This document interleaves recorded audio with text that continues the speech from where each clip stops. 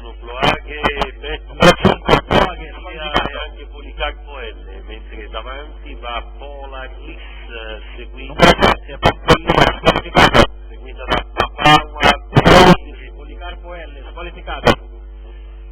200 iniziali in 13 e mezzo, quelli che affrontano la prima curva. Pola Glis in vantaggio davanti a Papawa De Greppi, poi Poldo Dipi raggiunto da Panzer De Chiari, nella scia di Panzer De Chiari Petros, 29 scalzi per i primi 400 metri e poi il passaggio ai primi 600 metri in 44 e mezzo. Panzer De Chiari va deciso su Pola Glis e passa a condurre dopo 700, quindi Panzer al comando, poi Pola Glis, Papawa dei Greppi all'esterno che scavalca Pola Glis. Intanto il passaggio a metà gara in 1 minuto scarso, all'esterno ha mosso anche Poldo Dipi.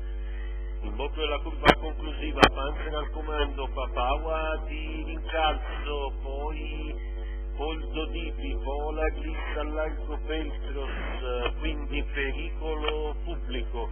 1000 iniziali, 1,14 appena abbondante, Panzer De Chiari in vantaggio a 400 dalla conclusione davanti a Papawa, Poldo, dalla scia di Poldo muove anche Petros, in classe di arrivo Panzer al comando, Poldo che prova l'attacco, chiude la griglia Antonio Velotti a Poldo Dipi, all'esterno Petros più all'alto anche pericolo pubblico, insiste, passa Poldo Dipi al suo interno Papawa, al centrovista Petros e poi pericolo pubblico che finisce più forte. Le battute conclusive e sul palo